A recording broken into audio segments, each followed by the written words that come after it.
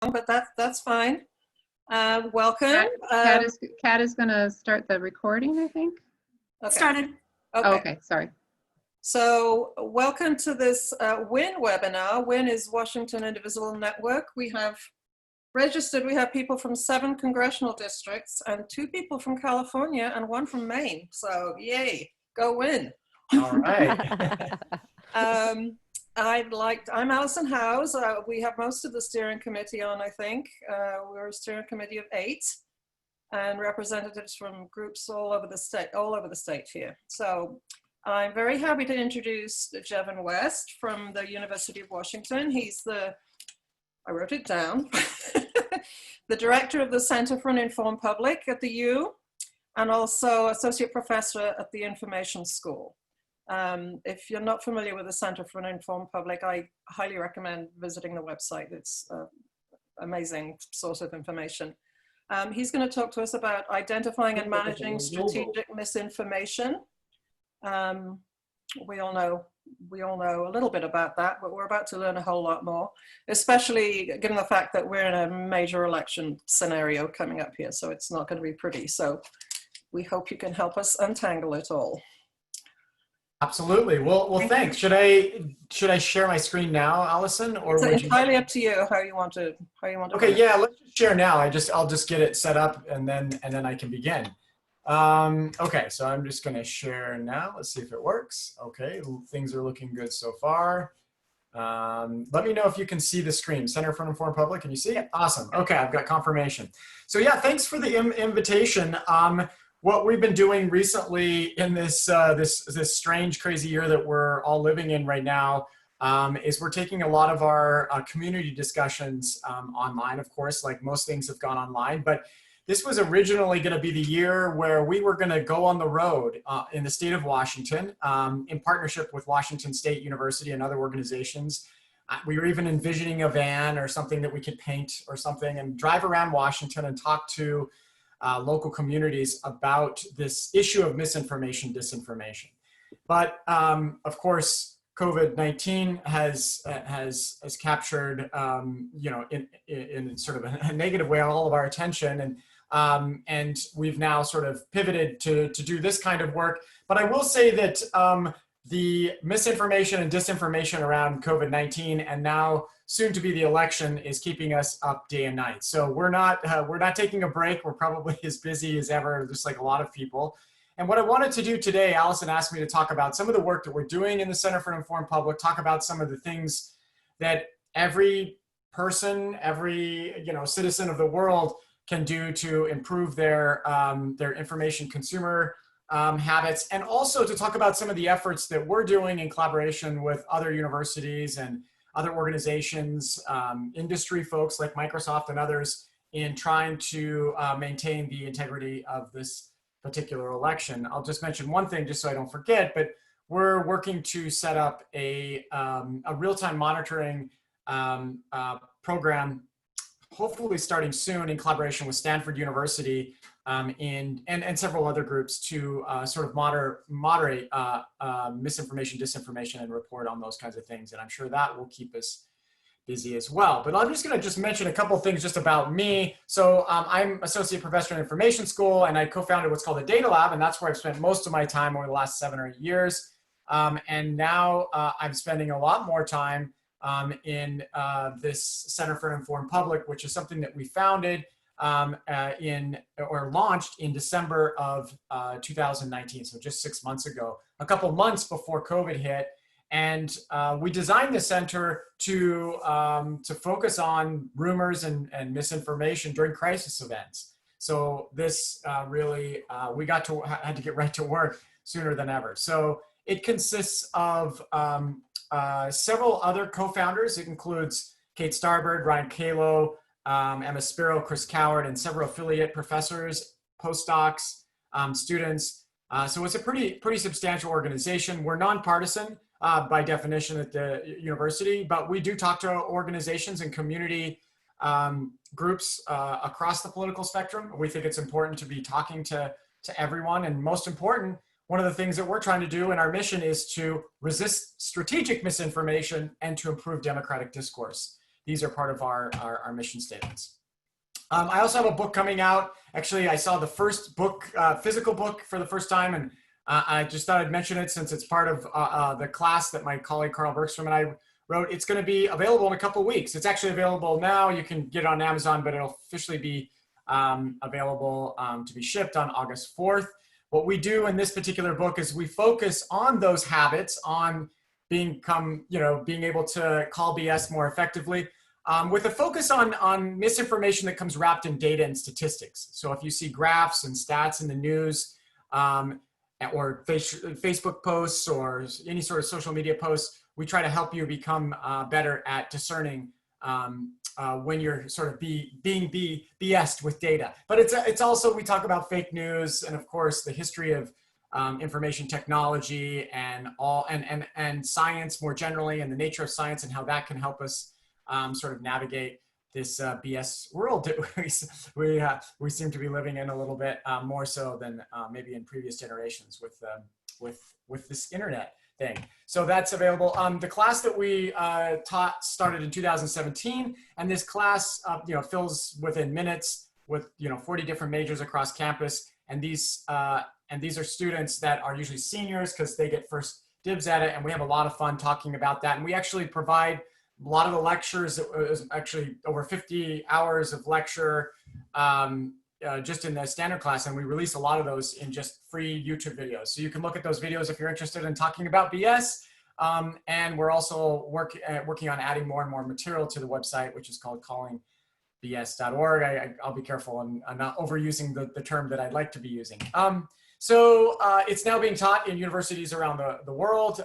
There's a little bit of a BS movement in education, but I want to start today with some of the concerns that I have around the election. So I've shown this before. If some of you were at the town hall, I think I may have had this particular example up, so I won't do the example, but I'll talk about it. So right now, actually, as of today, we ran a workshop with people from all over the world in our center. It was virtual, of course. We had people from Australia that were up in the middle of the night. We had people in Italy. We had people in Singapore. We had people, of course, in the United States. People from all over the world talking about deepfakes and synthetic media. So deepfakes is a technology that allows people to put any words they want into an individual's mouth. And my colleague and I, Carl Bergstrom, in this Calling BS project, released this last year just to make the public aware of some of the technology that's out there. So this is called whichfaceisreal.com, and you play a game trying to choose which image is real and which is not. Partly just to show you how difficult it is to tell the difference between these realistic technologies, the images that come from this technology, and real faces. And it's actually only getting better. We're already out of date on the website. We can add new images, and it's going to become even more difficult. But it's one of these issues among many that we're concerned about prior to this US election in this year, is that there will likely be some attempts at throwing this deepfake technology out there. And it's not even just the technology itself that can be damaging. It can be what's called the liar's dividend, which is this idea that you can defend yourself by claiming that it's a deepfake. You can say, oh, I never said that. I never did that. That's a deepfake, when in fact, maybe you really did say that. And so it's something that we are concerned about in this workshop that we had today, this workshop from people from all over the world, was to talk about the technology, things that journalists can do, things that policymakers can be doing around this issue of deepfakes. And it's something actually we've seen in other countries already, some of the ramifications of this new technology. So I'm not going to belabor this point too much. I just want you to be aware, if you've never heard of the term deepfake, to be aware of it, because it's something that will likely rear its ugly head, and I'm happy to talk about it more during the question and answer. But I do want to talk about, we see this in the left, we've seen this in the left and the right, but the sort of the example that got most of the attention last week, it was all over the news, was an example of this, of these photorealistic faces, of this technology called GAN technology that created a bunch of fake profiles. And these fake profiles were, they created the images that were not real people, that were just images created from computer algorithms, but had real people, but fake people, writing posts and news stories in several different media somewhat, media that's not extreme far right either, media that is national media that had fake accounts. And many of those media, when it was found that they had these fake accounts writing stories that really were just made up and not from real reporters or journalists, or the op-eds weren't from real people, many of them took them down, and some of them noted that they couldn't verify the sources. But it's this kind of thing that we're seeing more and more. And again, this isn't just on the right. We have seen, we see some of this kind of behavior as well on the left. So it's something we want to be concerned about for sure, that we should be concerned about, that again, these fake profiles, this technology that allows people to put, create fake faces and create voice audio that mimics, even writing now. Actually, one of the scholars that was at the meeting this morning is one of these experts in natural language processing, which is an area in computer science that's focused on text writing and analyzing that text writing. There's a lot of ability now for bots, machines, to write essentially whatever you want, and it's getting harder and harder to detect whether it's a human writing it or a bot. So we're up for a challenge. So this is just another more stories about this online propaganda campaign that was using these AI generated headshots. Now this was about a year after, a little bit over a year after we released this website called Which Face is Real to bring public attention. And that's kind of what we're trying to do when we talk about deepfakes, is to make sure the public at least knows that they can't just look at a face or a video now and assume that it's real. Now, many times it might be real, or, there's other videos that don't even take sophisticated technology. I mean, the Nancy Pelosi video that you may have saw, several months ago. I'm trying to remember when I'm losing track of time during COVID times, having COVID memory. But Nancy Pelosi had a video that was altered that showed her speaking very slowly, when in fact she wasn't speaking that slowly. And that's something we call not deep fakes, but cheap fakes, in that it's just using cheap technology. It's not even the sophisticated deepfake technology. So we still have to be aware of even just sort of the old technology in altering these things. So this is this deepfake workshop that we're talking about. We're going to have a public version of this in August. We haven't settled on a date yet, but if you're interested in hearing about this deepfake technology and how it might affect the elections, because this is a focus on the elections specifically, we're partnering with the Microsoft's Defending Democracy program, and technologists, journalists, and government officials from around the world. We have government officials at the national level and the local level that will be hopefully contributing to this conversation. Actually, we'll have another session on Friday. So let me just mention a couple things about at least some of the concerns that we have at the Center for an Informed Public, and that has to do with trust in media more generally. And of course, it varies quite dramatically depending on whether you ask someone from the political left or someone from the political right how much they trust local news or news in general. But the main thing that we're concerned about is there's been this degradation in trust in many of the democratic institutions that we rely on. Media, of course, is one of them. And in our hyper-partisan media environment, it's somewhat understandable why we might see it, but there are other more sort of concerning institutions that are seeing a lack of trust. And one of the things when you talk about disinformation and misinformation is that trust indicator. That's what's so important. What people that are just coming into the field of disinformation, misinformation research, they'll come to see immediately. That's one thing that most researchers, and actually not just researchers, but the field cares a lot about, which is how much trust that media that the public has, let's say in local journalism.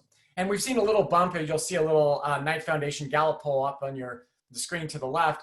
And during COVID, we have seen a little bit of bump in trust across the political spectrum in both national news and local news, but it's already dropped back down to kind of what the levels were before.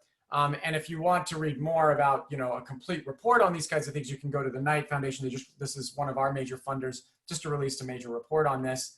But it's something that we're tracking closely. And if we can't trust these institutions, it's going to be hard for us to have, a functioning democracy. So these are the kinds of things we're looking for. And there's actually high variance across the world. I won't go through all the reports of things that we're looking at, but around the world, going from Vietnam to the United States, there's quite a decline in those trusts. But I just wanted to put up our mission just so everyone knows what we're doing. Our mission is to marshal collective resources of a public university to resist strategic information and promote an informed society. So there's 4 major pillars to our university or to our institution, we have, or to our center, we have research, engagement, education, and policy. And today we're engaging in some of those conversations. And I'm going to give you a couple examples. I mentioned our team already, and that we're collaborating with Washington State during our launch. We want this to be a Washington State effort, not just a University of Washington effort. I do want to mention one thing that I think is really important. Right now, we're seeing the decimation of local news, and there's a lot of need for saving the free press.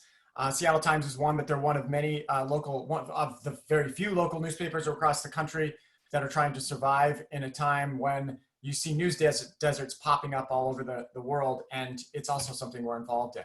But I want to talk a little bit about the impact of technology on democracy, and to talk specifically now about some examples of things that we've found in tracking misinformation on social media. So back in January, this is a screenshot from Bloomberg News on January 24th. This was the headline: U.S. plans to evacuate some Americans from Wuhan, virus update, and there were 2 cases in France. This was on January 24th. It was also that day that we started to collect social media data in our center. This is one of our areas of research expertise. We were collecting data from Twitter and millions and millions of tweets that deal with coronavirus and COVID-19. And today we have well over 1 billion, probably closer to 2 billion tweets tracking all conversations around COVID. As you would expect, a lot of those conversations have a lot of misinformation. Here's one example of one conspiracy theory that's just risen at a rate that's really, almost like nothing we've seen. And this is just one of many, many, many, many conspiracy theories that we track in our center. In fact, we have rules with our graduate students and make sure, we try to make sure that they don't spend too much time in sort of these darker corners of the internet, because it can be disorienting when you read these. But here's one example. So over this period, so there's January 24th at the top left, April 6th when I took this snapshot of the graph. This is the number of tweets around the 5G conspiracy. Turns out that on April 6th, there was around 5 million tweets around 5G. And at that time, we had about 400 million tweets we had collected. So more than 1 out of every 100 tweets was around this 5G conspiracy. And it hasn't stopped. It's continued. Even it was in the news. If you're one of these national news junkies like myself, a lot of times you hear a lot of further discussions about 5G. People in the UK have burned down towers there because they're so concerned that 5G, the conspiracy theory is that 5G is preventing us from, letting our immune systems respond to COVID. A lot of people think that 5G is behind this whole COVID, or others think that it's, Bill Gates. He's the new George Soros. I mean, I could go on. There's this conspiracy theory after conspiracy theory, and we try to track these kinds of things, try to understand how ideas are amplified and also how individuals are amplified during these times. And it's something that we're going to be doing for the election, the US election. But let me give you something that is just as concerning to me, and that has to do with the overlap between science and misinformation. So right here is a paper that was posted on the bioRxiv. bioRxiv is the place where now biologists will publish pre-versions of their papers before they're peer-reviewed. So it's a way to speed up the research process, and during COVID, we really need that. There's a real reason for that. But the problem is they're not peer-reviewed. This particular paper was published, and it claimed that there was this similarity in the genomics, the protein of HIV and COVID. Turns out that it was wrong. It was retracted.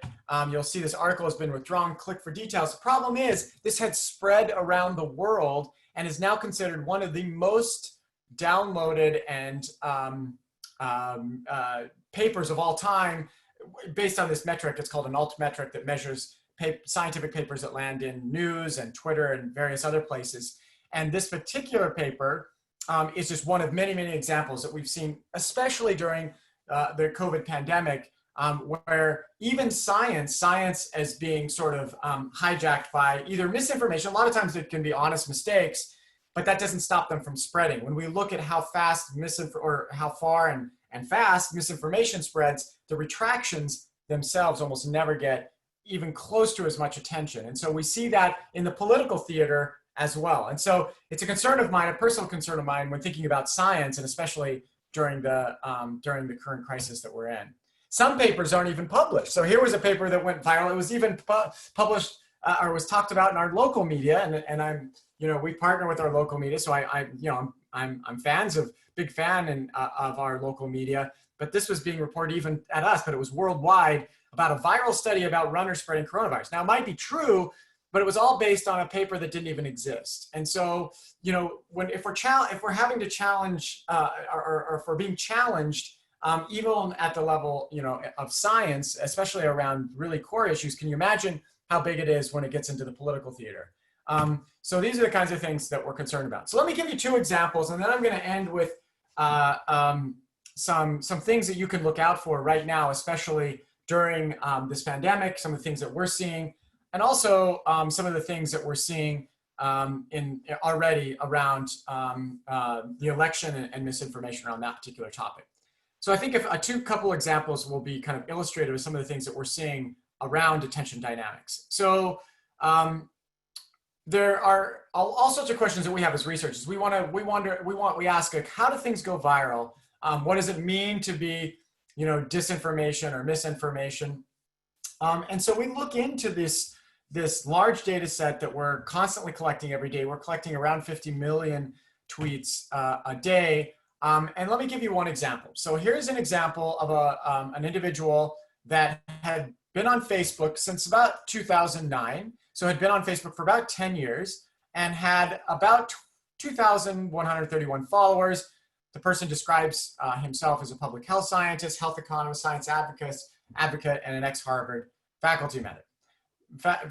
On January 25th, which is the day after we started collecting this data, he tweeted the following tweet, Holy Mother of God tweet, claiming that the new coronavirus has an R naught of a 3.8, which means it had a really had the potential to spread really fast. That particular tweet really took off, and I'll show you kind of how it took off. These are the kinds of things that we're tracking. It's kind of fun to see some of these kinds of things, how they happen in retrospect. But this particular tweet, this is the total number of retweets of this article. And as you can see, it kind of explodes. The triangles and the circles, there's a lot going on. But each one of those circles are influential individuals. So the bigger the circle, the more influential the individual. And this particular tweet amplified to changing basically the voice of this individual. So this individual, the red line there, shows the number of followers that this individual has. So now this individual, now has nearly 200,000 followers in a very short amount of time. And we can see how this person's voice, this person doesn't tweet everything bad. It's not everything, but this isn't necessarily, the top epidemiologist in the world, but this person is probably getting more attention on social media than many of these individuals. And so we look at this and we kind of track these amplifications, especially as they cross over into science. Now, let me give you another example. This one's more in the political theater. This is an example of another thing that we see. This was based on a Medium post. Medium is a blog platform, and anyone can post on it. But this particular story was posted by a person by the name of Aaron Ginn. He did a data analysis claiming that we were sort of, the COVID crisis was being overblown, and had lots of data analysis. And it turns out he had made lots of mistakes. In fact, one of the faculty affiliates in our center, Carl Bergstrom, who's also my colleague in this, with our book, had showed some of those mistakes.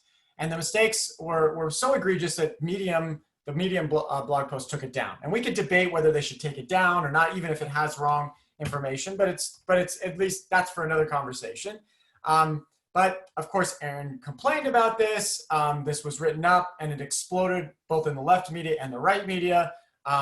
And looking at his graph, we see some similar sort of explosive growth, but this time it's a little different. The amplification came from national media. So Brit Hume was one of the first ones, most influential from Fox News that amplified this. And then shortly thereafter, Laura Ingraham and James O'Keefe, and then Kurt Herbstreit and several other people spread this particular tweet, and it really did go viral. some of them actually did take it down. Some of them realized that there were mistakes and they retracted it, although that retraction never spreads as far as I mentioned. But the key thing here is that this individual now went from basic obscurity to now 20,000 followers, not as much as the previous example, but quite influential enough actually that he's now in partnership with Stanford, launching an antibody test to study true infection and fatality rates. The thing here is that this person did have political leanings, and there's this sort of permeability between the national news and social media, and it's something that actually reinforces itself. And so these are the kinds of things that we're sort of watching out for that we'll be watching out for in the upcoming election. How individuals and ideas are amplified, and also how the interfaces of social media are trying to adapt and trying to come up with ways to stop the spread of information. We've been highly kind of critical of what social media has done over the many years that we've been looking at this particular question, because many of us were doing this kind of research, especially Kate Starber and Emma Spiro, before we had this center launched. And we've been tracking how these changes in social media platforms like banners, for example. So a lot of times if you search coronavirus on the platform, they will now they will point you to CDC or the World Health Organization, although the CDC is a mess right now, as many people know. And they, these changes in platforms may be making some improvements, but may not. So it's something we've been sort of doing studies on. We actually have a paper in review right now that looks at that looks at this kind of thing. And so the main thing that we're after is to try to understand whether what changes would be helpful and what changes are not being helpful. And there was actually a question that Allison had sent me from someone in your group that asked about whether Facebook is going to actually change and change some of their policies around political advertising, whether they're going to change some of their policies around micro advertising more generally, but about misinformation, disinformation. They are investing in it. Like I said, we've been quite critical, but I will say that they are trying some things, not enough, given the influence that they have in elections and sort of society more generally. And so we're parts of different groups that are discussing ways that we can have these conversations with the big tech to talk to them about some of these issues beyond just their conversations internally. So those are some of the things we're doing. But no matter what the platforms do, and no matter what laws get passed to try to reduce the spread of misinformation, the most important thing I think that people can do is become better consumers of information. So what I want to do in the last couple of minutes is mention some of the things, some advice that we use when we're talking about it in our classroom, but also when we talk about it publicly. And it's kind of some of the basic things. We start with some of the easiest things. You should always be, of course, questioning the source and asking, how does this source know it? What do they have to gain from it? One of the big things that always seems to work in our classroom when we do these exercises, when we're trying to sort of fact check news in real time with students during discussion sections or during exercises, is simply asking, does it sound too good to be true? Does it invoke an emotional reaction? Does it, a lot of the stuff that we see is run by algorithms that understand how to make you and me and all users respond, to get mad, to get fearful, to sort of invoke any emotion. So one of the things that we always say to users is, if something evokes an emotion, that should give you pause. That should make you sort of step away, do a little bit more digging to the source, and sort of look at what might be causing that emotion. Just because a lot of the news, especially that's designed by these A/B experiments that are running all the time, are just simply to look out for that emotional response. Other things that that we work with students and obviously the public about is giving examples. We give examples about how these campaigns, disinformation campaigns, are put together. Disinformation versus misinformation, most of you may be familiar with it, but the big difference is, at least when we talk about it, disinformation is intentional misinformation.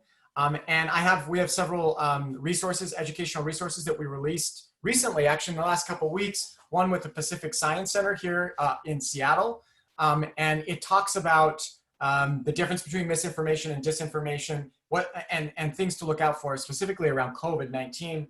But one of the things, the big distinguishing quality between misinformation and disinformation as well is that misinformation typically is sort of one article or post that can be fact-checked, whereas disinformation usually comes as a campaign of articles. It's harder to identify. There's things in these campaigns that are true, but also false. And a lot of the efforts that we've seen in these disinformation campaigns is one big objective, and that's just to erode trust, to sow confusion, to actually drown out dissident voices. In fact, there's a strategy that a lot of people talk about in my field or in just sort of the research area, where you don't need to necessarily stop dissident voices anymore. All you need to do is drown it out with enough noise and confusion that's another way. It's like sort of silent or sort of noise censorship. So it's not censorship. You're not removing someone from the street. What you're doing is you're coming with a loud megaphone of news and posts and so much things that you think might be false and things might be true, and you're just confused that you don't know what's true and what's not. And that's one of the goals of these disinformation campaigns. So look out for these kinds of things. Another thing that we always say is, it's kind of it sounds so simple and trite a little bit, but just to think more and share less, to pause a little bit more and be careful of our own confirmation biases, because one of the things that we need to be careful of in all of society, even if we might disagree on tax bills or we might disagree on policy A or policy B, what we really want is to make sure that we really are basing our arguments on good information. And that's hard. Good information is hard to come by, but that's one of the big things that we're doing. Now, there's a whole bunch of other things we talk about when it comes to misinformation that comes wrapped in data, and I'll leave that for another discussion. But one of the things that we're watching out for, again, like I said at the beginning, is around deepfake technology. And that technology, or any campaign using that technology before November, could also not just sort of come out of the United States, but it might actually come, well, it's not that it's that surprising, but it likely can come outside the United States that could sort of divert our attention or create or enhance a particular narrative. And so we want to sort of be, hyper vigilant for those kinds of things. There's all sorts of things that we're tracking and doing this in partnership, because it's not an easy thing to be doing when you're talking about misinformation and disinformation. It's almost, well, it's not almost, it really is overwhelming in many cases. And it's overwhelming as an individual consumer trying to discern what's true or not.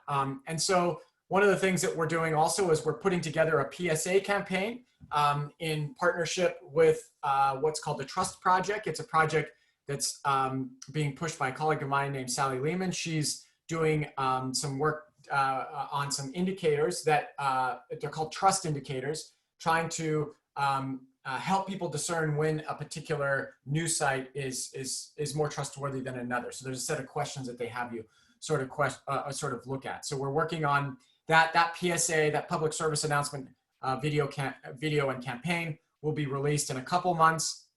We also have we have some quiz, we call it a quiz because it's kind of fun. It's a fun quiz to take around at least the synthetic media and deepfake technology to look out for in the election. Of course, we need to be aware of the hyperpartisan, of course, news environment. Sometimes that's even more damaging than in even the deepfakes or even the disinformation campaigns. And so, we talk a lot about media. We talk a lot about fact checking. And if you're unsure about something, of course, you can look for fact checking sites. There's a lot of great fact checking organizations. Actually, one here in Washington, Snopes, is probably one of the most well-known fact checking organizations, and it's run on quite a small budget with a small team. So they're really so please support the fact checkers out there. And there's all sorts of other things. So what I'm doing, I'm looking at my time. I think what I'll do is be quiet for a few minutes and allow the discussion to flow in any way that you want it to flow, and just and go from there. But I think the main thing I want to summarize is that we're a center at the University of Washington that feel free to reach out to us and let us know of things that are going on. You're welcome to join our public events when we have these public events. These virtual town halls right now will hopefully become in-person town halls someday in the future. Don't know when. And also we have partnerships across the country. So it's not just us at the University of Washington working on this problem.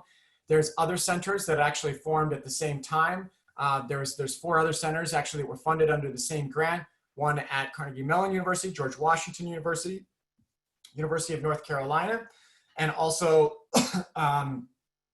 NYU, New York University. So we're part of a national network that's working on this. And of course, there's scholars outside those centers too that are working on this problem. So at least you can feel a little bit good that there's a lot of great people in journalism, even in government, and in the academic world working on this problem. So with that, I'll stop and then I'll open it up to discussion. Okay, thank you.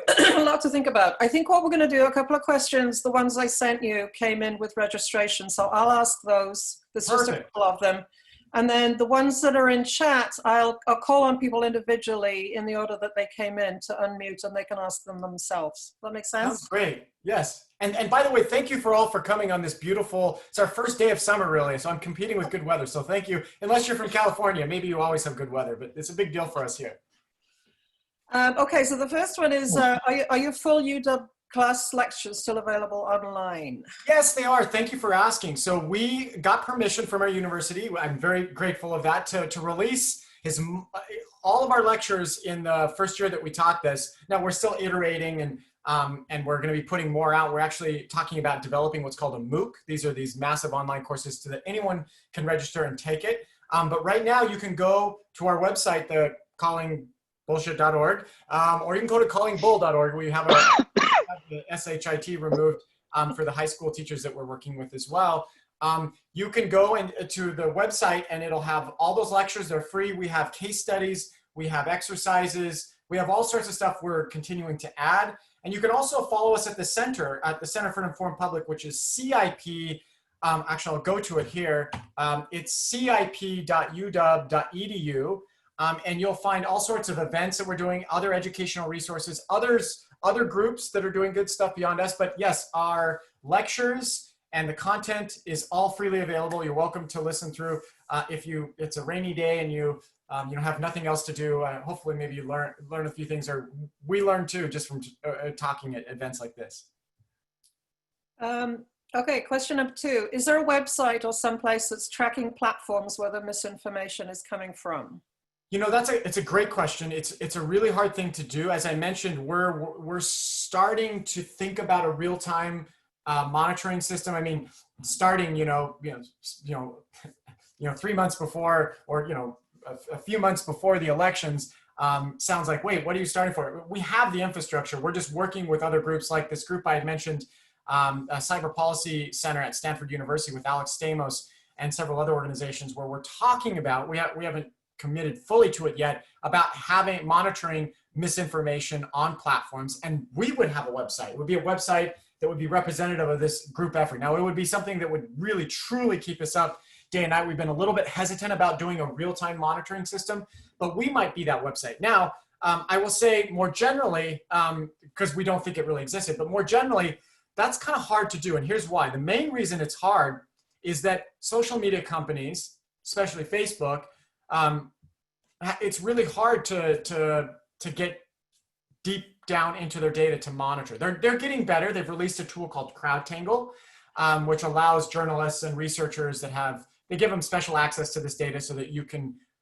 get deeper into the intricacies of where misinformation might be residing on their platform. It's hard to just do searches and track it. So really our big challenge first is getting access to the data. We do have more access with Twitter. So we typically focus on Twitter, but we also look at other social media platforms, Reddit, and various other platforms that at least don't have encryption built in. So like WhatsApp, we can't, not even Facebook really can track some of the information there, and Instagram has difficulties as well. But we mainly track YouTube, YouTube actually we're doing some work tracking that as well. But we're mostly tracking Twitter. So I would say to the answer to the question is, I don't know of anything. There is one group actually that's doing it at a very small scale, First Draft News. You can go and they're tracking some fake news. And of course, the fact-checking organizations that I had mentioned, Snopes, factcheck.org, PolitiFact, some of these places are at least doing sort of small-scale fact-checking. You only can do so much as a human, but we're trying to scale that up. So I would say maybe check back with our group in a month or so. And we're actually having our first meeting on Wednesday about taking our existing infrastructure and trying to make it into a real-time system. That would be a way of tracking it. But there needs to be one out there, and there's nothing that I know of that's that really is, I think, what's envisioned by the person that asked it, because it's a good question. Thank you. James, can you unmute and go ahead and ask your first question? Should I ask just the first one or both ones I put in chat? Well, yeah, go ahead. We'll cover both of them, then we'll go back to Kevin. Okay, so I'm hoping they're both fast here. The first one is kind of pedantic, which is that the definition of bullshit, I think, has been covered by Harry Frankfurt. Yes! Amazing little I love that book. Yes, it's our first, actually, James, it's the very first reference in on our syllabus. The syllabus. Oh, perfect. It was world-changing for me. It was world-changing for me too. And if anybody hasn't read this on in the group, please, by whatever means, it's an amazing read. It's a short read. It's a very small book, but it's insightful. So I was just the point was, and obviously it sounds like the answer is yes. It's just whether your definition of bullshit was informed by his definition of bullshit, and it definitely sounds like yes. Yes, it is, and actually I can give you our definition. It differs a little bit, James. So I think do you still hear me? Yes. Oh, perfect. I think I just stopped sharing my screen. That's good. So what for the core of Harry Frankfurt's definition, at least when he's talking about bullshit. He talks about, at least he differentiates liars and bullshitters, for example. And he says, liars, they kind of know the truth and they sort of push you away. They know the truth and they're just pushing you way through. Whereas bullshitters sort of don't care so much. They're just sort of attracting your attention. And that's kind of how we think about it. But we take it a step further too. We talk about bullshit that can come in different forms that Harry didn't talk about in terms of, statistics, data, and other forms of quantitative information. But we also talk about how bullshitters really is about sort of capturing your attention with disregard for what's true or not. It's not that they really care, but certainly influenced by Harry Frankfurt's definition. In fact, there's a whole literature that actually started to grow out of the work that Harry Frankfurt did. He kind of did it kind of for fun. He wrote the essay and then everyone loved the essay. It's like, well, make a book. And it became this little short, even small book that you could sort of put in your pocket almost. It's been quite influential. And now conferences, especially in psychology, social psychology, there have been workshops that I've been to, meetings devoted to this sort of the importance of bullshit in today's society, especially in digital form. And so, yeah, no, totally. I'm a huge fan of Harry Frankfurt's book. I've even seen legal texts reference it. No way! That's fantastic. I'd love to, because well, of course, I take the topic very seriously, and to see it actually cited in legal forms is awesome. Take a look for a paper called Bullshit Promises. It's about contracts written in bad faith. Bullshit Promises. I can't wait. I'm writing it down right now. Bullshit Promises. Thank you for the reference, James. Oh, my pleasure. My much shorter question is just, it sounds like you've referenced left and right media a lot, but how much do you think any media can be unaffiliated or nonpartisan now, given the current environment? And then I will go ahead and mute myself for the IE folks. Such a good question.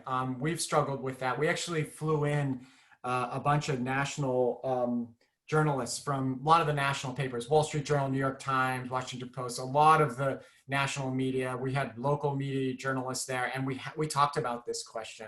We talked about, given the current environment, I mean, essentially, really what you're asking, James, was very much around that kind of topic. Could we have it? What would it look like? What kind of things could we put in place that would make it less politically charged? And you know what? We didn't come up with any satisfying answer, at least satisfying to me. I think it's a tough question. And are we so far along that we can't return if we ever were there? I mean, we've always had some sort of probably leanings in the media, but there might be things that we could do. There are some groups like All Sides. I think All Sides or .com or something is a project that provides for certain topics a sampling from the left and the right. There's other efforts to try to remove as much of the opinion side of news and the talking heads that you would see, on cable news, and try to figure out if we can just report the news again and distinguish more clearly opinion versus fact-based. Because here's what's disturbing to me, at least for the younger generation. There have been several studies, one of them I think of Bruce Weinberg's group, I think it was his group, maybe it was another group, that looked at what were students struggling with when looking at the news. And they were struggling just with differentiating a fact-based sort of news piece versus an opinion piece. And it's partly because it's so melded together in our media environment today that you could see why it would be difficult for the younger generation.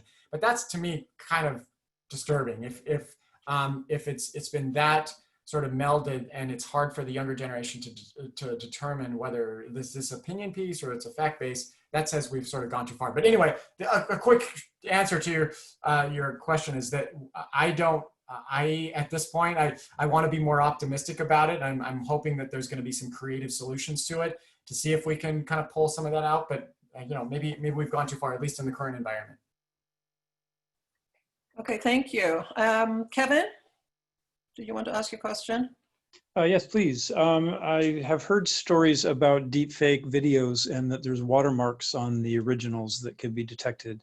I don't know if it would help us detect them looking at things on Facebook, but how realistic is that to have some kind of an easy to detect of some of these deepfakes? Well, that's a good question. It's something that's really on my mind right now. I know it's it's one of these issues that could have a big effect on the election, and it might not have any effect on the election. So it's kind of like some people say, are we worrying about the dog that never barked? Is it going to bark? Is it like, what are the concerns? But the way I think about it is we should be prepared for it because it has the potential. And just to give you a sense of how difficult it's becoming, Facebook recently released what was called the Deepfake Challenge. This was an effort where they invested a lot of money creating examples of real videos and then, of course, deepfakes, and then creating $1 million contest. And for academics, that's a lot of money. And so they got a lot of groups to participate in this contest and trying to see if someone could come up with something. This was similar to what was called the Netflix Prize about 10 years ago, where Netflix wanted to improve their recommendation algorithm for recommending movies. Seems so trite compared to some of the important things going on right now.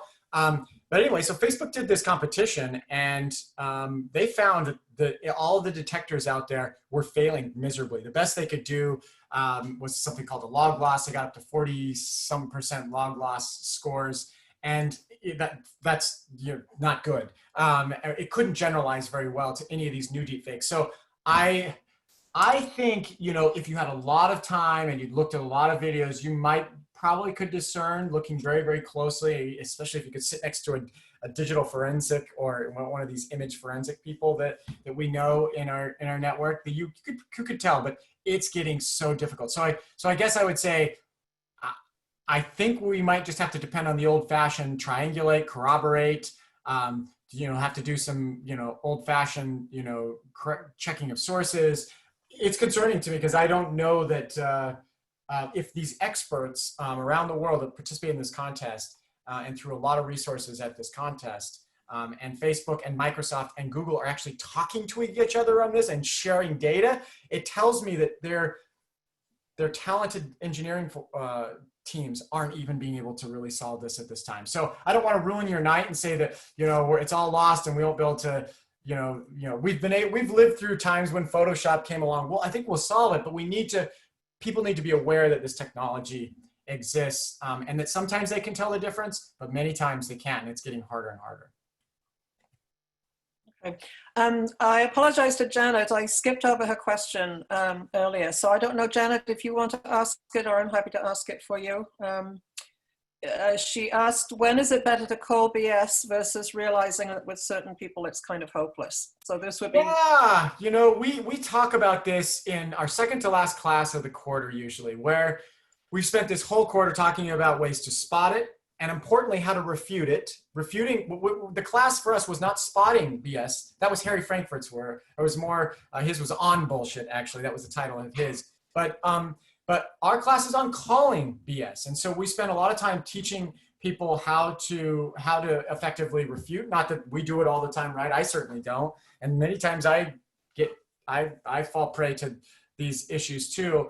But there are sometimes when you almost have to, let someone, you're not going to convince them one way or the other, and to at least, spend your effort and time and energy on people that you can have that productive conversation and maybe have a chance of changing their mind. And I hate to say that because I'm always the optimist, although my colleague who I co-teach this course with, he's more of a pessimist on this particular topic. And so, there's a great cartoon that we show in this, in our slides about how, we're kind of yelling at the television and the television won't respond to us. And that's kind of how it is with some people that you won't be able to convince. I think, one of the things that we can do is talk about this topic at all levels, in schools and in community organizations. And hopefully we can base a lot of our arguments on, basic principles of epistemology, and hopefully we can mostly be reasonable. But there's the algorithms and social media companies are, facilitating likely these filter bubbles and echo chambers. There's sometimes a lot of debate about how bad these echo chambers are, but that's kind of making it harder to have those reasonable conversations at Thanksgiving dinners. And so it is a concern. And so the thing that at least I'm doing personally, and we're trying to do in the center, is devote all of our effort and energy into doing the research, but also talking with people, from both sides, and just the public more generally about, what it is, what is good information foraging, what are things to watch out with online, and also, back to how do we know what we know? And we talk a lot about the nature of science as a way of doing that. I'm not sure how we're doing for time as far as you're concerned, Jevin. I could go a few more minutes. I have to, my kids they're playing in the sand. All you had to say was kids. Literal sandbox, and they know that they're okay, I'm just going to ask you one more question then, and this one, because this one pertains to the election, and it's what are you or any of the other centers doing with regard to digital voter suppression in the 2020 election? It's a great question. It's a topic we monitor. We're not doing anything in particular, but we have colleagues in this network that are working on election integrity. That's this group. I would say you can look at the group at Stanford. This is the one by Alex Stamos, Stamos. Their center is doing stuff, I believe, on this. There would be one of the first ones I would think about. There are efforts on our campus and other campuses to talk about this issue. I wouldn't say it isn't our area of expertise as much, so we try to inform these conversations by the work we do, which is tracking misinformation online, and try to slow that and to make people aware of those kinds of things. So that's not as much our area of expertise, but it's certainly a really important thing to be thinking about. Okay, I think we're a minute off 8 o'clock. I could take one more. I mean, these are all such good questions. I'm happy to take. Okay. Well, I've got two. One of them is a short question. Okay, let's do two. Wonderful. Probably a very big answer. Okay. Sounds good. A quick one here. Are you working with any federal military cybersecurity agencies? We've had conversations with these individuals at conferences back in the day when we'd go to actual conferences. My last conference I went to was time when there were people there at that. It was in February. It's crazy to think about it. Actually, no, it was March. And then I was in one in Washington, D.C., where there were officials there and people that are working in cybersecurity. We have conversations with them.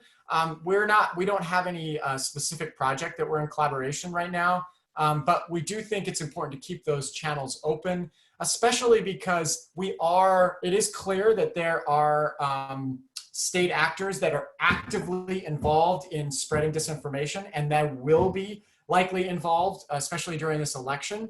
So, we have conversation. We don't have anything in particular, we don't have a collaborative project formally right now, but it's mostly conversations at conferences where there are, people from tech and research and academics and other places. I'm just going to throw in an extra one of mine to that, to ask about international collaboration that you might be having with colleges in other countries. Are there similar programs overseas? Yeah, well, we're kind of unique in that we have now a center devoted to this, so we're kind of unique in that way. But we do have collaborators that work on this topic. So, like for example, we had a postdoc in my lab that's now a faculty member at the Oxford Internet Institute. That's at Oxford University, obviously. And we have colleagues. Actually, yeah, globally. I just before COVID in November, I was at Sydney University in Australia, where I was talking with researchers there that are working a lot on the deepfake technologies. Kind of, you can see that's the thing that I've been thinking a lot about recently. Yeah, so there's certainly international collaboration, especially in this area of misinformation, because no one's being untouched by misinformation.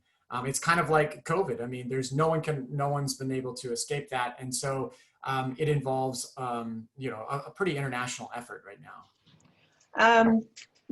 Perhaps to wind it up here, can we get information on the deepfake conference in August? Yeah, so I would say go to the website. It's going to be in August, but I would say cip.uw.edu. If you follow us on Twitter, you follow me on Twitter, Jevin West Jevin West. I'll announce it, or we'll announce it in the center.